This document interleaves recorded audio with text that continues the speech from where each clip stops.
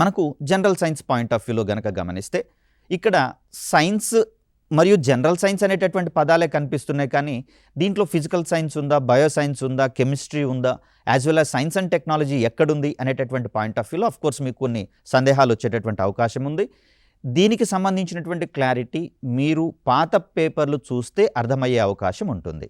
దానికోసం ఇక్కడ సిలబస్లో కూడా ఎలా ఇచ్చారు, మనకు contemporary developments in science and technology అన్నారు. అంటే దాని అర్థం చాలామంది ఏమనుకుంటారంటే మరి సైన్స్ అండ్ టెక్నాలజీ ఒకటి చదువుకుంటే సరిపోతుంది కదా, మిగతాయి మనకెందుకు, సిలబస్లోనే ఇచ్చారు కదా అని చెప్పేసి అంటారు. బట్ ఏ డౌట్ వచ్చినా ప్రీవియస్ క్వశ్చన్ పేపర్స్కి ఒకసారి దృష్టి పెట్టే ప్రయత్నం చేయండి. మీ యొక్క క్లారిఫికేషన్ అక్కడే దొరికేటటువంటి అవకాశం ఉంటుంది. మోరోవర్ ఇలాంటి అవగాహన కార్యక్రమాల ద్వారా కూడా మేము మీకు వాటిని క్లియర్ చేసేటటువంటి ప్రయత్నం చేస్తాం.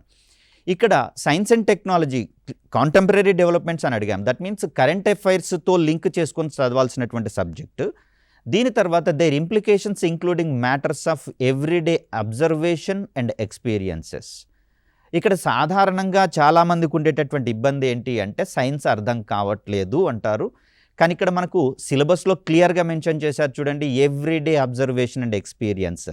ఒక ప్రీవియస్ ఇయర్ క్వశ్చన్ అడిగారు, క్రింది వానిలో మెటావర్స్ అంటే ఏంటి అని. మనకు ఫేస్బుక్ యొక్క మాతృ సంస్థ పేరు మెటావర్స్ అని చెప్పేసి అని దానికి ఉన్నటువంటి ప్రాధాన్యత దృష్ట్యా మెటా ఇన్కార్పొరేషన్ అని చెప్పేసి పేరు మార్చుకోవడం జరిగింది. ఆ పాయింట్ ఆఫ్ వ్యూలో మెటావర్స్ అంటే ఏంటనేటటువంటి క్వశ్చన్ ఆ రోజున కాంటెంపరీ ఇష్యూ కాబట్టి అక్కడ అడగడం జరిగింది. మరి ఈ పాయింట్ ఆఫ్ వ్యూలో మనం కరెంట్ అఫైర్స్ని కూడా ఖచ్చితంగా సైన్స్ అండ్ టెక్నాలజీకి లింక్ చేసుకుంటూ ఆ టయానికి ఆ సమయానికి రీసెంట్గా ఉన్నటువంటి ఇష్యూ ఏదైతే ఉందో దాని మీద మనం ఫోకస్ చేయాల్సి వస్తుంది.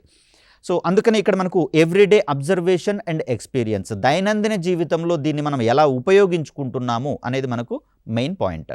Contemporary issues relating to protection of ఎన్విరాన్మెంట్ని ఎలా కాపాడుకోబోతున్నాం. ఈ మధ్యకాలంలో E20కి సంబంధించినటువంటి కొంత కన్ఫ్యూజన్ అనేది ఏర్పడింది సమాజంలో. మరి దానికి సంబంధించినటువంటి క్లారిటీ ఇవ్వాల్సినటువంటి బాధ్యత అక్కడ మ్యానుఫ్యాక్చరింగ్ కంపెనీలది, దాంతోపాటుగా ప్రభుత్వానికి కూడా ఉన్నటువంటి పరిస్థితులలో దీన్ని మించి E100 అనేటటువంటి కాన్సెప్ట్ విషయంలో బ్రెజిల్ మరియు USA లాంటి దేశాలు వేగంగా ముందుకు వెళ్తున్నటువంటి పరిస్థితులు. మరి వాటికి సంబంధించినటువంటి ఇష్యూస్ ఏమున్నాయి, మరి వాటికి సంబంధించినటువంటి కామన్ సొల్యూషన్స్ని కూడా కొంచెం మనము అర్థం చేసుకోవాల్సినటువంటి పరిస్థితులలో ఇక్కడ సిలబస్ని ప్రిపేర్ చేయడం జరిగింది.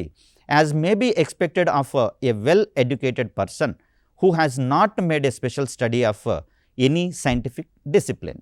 మరి ఈ పాయింట్ ఆఫ్ వ్యూలో చూస్తే సైన్స్ అండ్ టెక్నాలజీలో కావచ్చు, ఇక్కడ physical sciences as well as bio sciences, వీటిని స్పెషలైజేషన్ చేసినటువంటి వ్యక్తులు కాదు, సాధారణ అవగాహన ఉన్నటువంటి, సాధారణంగా ఈ ఎడ్యుకేషన్ పరిజ్ఞానం ఉన్నటువంటి వ్యక్తికి ఉండేటటువంటి అవగాహననే టెస్ట్ చేస్తారు అని చెప్పేసి ఇచ్చారు.